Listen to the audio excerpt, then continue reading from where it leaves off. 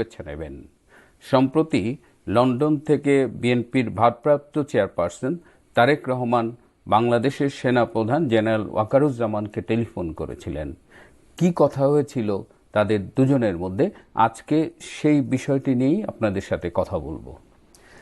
প্রায় 22 মিনিট স্থায়ী এই টেলিফোন আলাপে প্রধান দুটো বিষয় উঠে এসেছিল। তার একটি হলো যে বাংলাদেশের জাতীয় সংসদ নির্বাচনটি কবে অনুষ্ঠিত হবে, এবং দ্বিতীয়ত হলো যে বিএনপি চেয়ারপারসন বেগম খালেদা জিয়ার বিদেশে চিকিৎসায় যাওয়ার ব্যাপারে।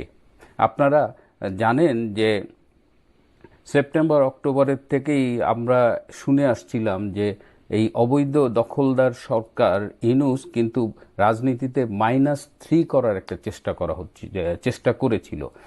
শেখ হাসিনা বাইরে চলে গেছে, তারেক রহমান অনেক দিন ধরেই দেশের বাইরে, দেশে ছিলেন বেগম খালেদা জিয়া। তাকে যদি চিকিৎসার নামে কোনোভাবে দেশের বাইরে পাঠিয়ে দেওয়া যায় তাহলে তারা এই ক্ষমতায় আরও বেশ কিছুদিন থাকতে পারবে, তিনজনকে দেশের বাইরে রেখে। কিন্তু এই -3 এই ফর্মুলাটা শুরুতেই কিন্তু হোঁচট খেয়েছে। তারপরেও একটা অনিশ্চয়তা, একটা সংশয় কিন্তু ছিল, যে কারণে খালেদা জিয়া কিন্তু ট্রিটমেন্টে যেতে একটু সময় নিয়েছেন। এবং এই ব্যাপারটা ফাইনালি নিশ্চিত করার জন্য তারেক রহমান জেনারেল ওয়াকারের সাথে কথা বলেছেন, এবং তারেক রহমান নিশ্চিত করতে চেয়েছেন যে চিকিৎসা শেষে খালেদা জিয়া যেন নিশ্চিন্তে বাংলাদেশে ফিরে আসতে পারে। জেনারেল ওয়াকারের পক্ষ থেকে এ ব্যাপারে তারেক রহমানকে আশ্বস্ত করা হয়েছে এবং বলা হয়েছে যে সেনাবাহিনীর এ ব্যাপারে কোনো আপত্তি তো নেই, এবং বেগম খালেদা জিয়ার দেশে ফেরার ব্যাপারে তিনি এই মুহূর্তে কোনো সমস্যা দেখছেন না, এবং প্রয়োজনে তিনি এটা এনশিওর করবেন যে ম্যাডাম খালেদা জিয়া যেন ট্রিটমেন্ট শেষে দেশে ফিরে আসতে পারে।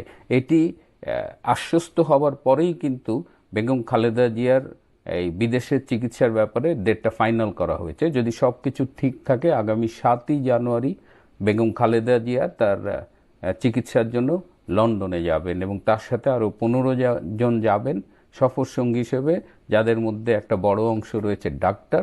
এছাড়া তার ছোট পুত্রবধূ শর্মিলা যাবেন, তার সাথে সার্বক্ষণিক কেয়ারার হিসেবে যে থাকে ফাতেমা, সে যাবেন।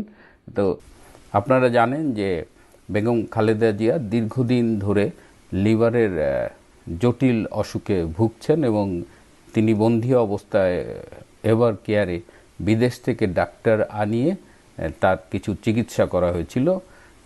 তো এটি ছিল তাদের আলোচনার একটি বিষয়। আরেকটি যে বিষয় নিয়ে তাদের আলোচনা হয়েছে যে জাতীয় সংসদ নির্বাচনটি কবে অনুষ্ঠিত হবে।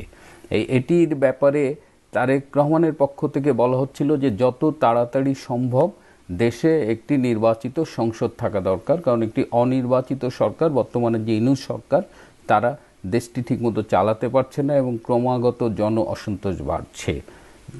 জেনারেল ওয়াকারুজ্জামান জানান যে তিনিও দ্রুত আসন্ন নির্বাচন করার পক্ষে, এবং তার সেনাবাহিনীও এই রাজপথ থেকে ব্যারাকে ফিরে আসার জন্য ব্যাকুল হয়ে উঠেছে। তারাও চাইছে না যে এভাবে জনগণের মাঝে কাজ করে।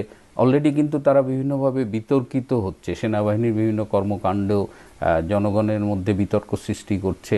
তো সেটা সেনাপ্রধান নিজেও চাচ্ছেন না, সেনাবাহিনীর অধিকাংশ কর্মকর্তারাও চাচ্ছে না যে তারা আর বেশি দিন ব্যারাকের বাইরে থাকুক। তো সেই অবস্থায় সেনাবাহিনীও চাইছে যে একটি নির্বাচন হোক, এবং তিনি মনে করিয়ে দেন যে এর আগে তিনি রয়টারের সাথে একটি সাক্ষাৎকারে বলেছিলেন যে 18 মাসের মধ্যে নির্বাচন অনুষ্ঠিত হবে।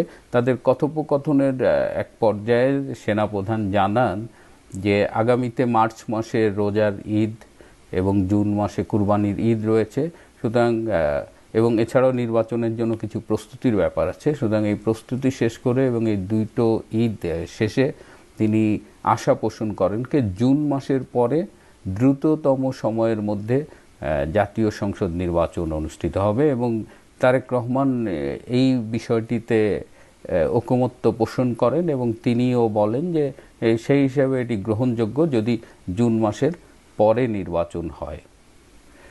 বর্তমানে নির্বাচন দ্রুত অনুষ্ঠানের ব্যাপারে কিছু সমস্যা নিয়েও তাদের ভেতরে আলোচনা হয়, যেমন দুজনেই আলোচনায় আকার ইঙ্গিতে বুঝিয়ে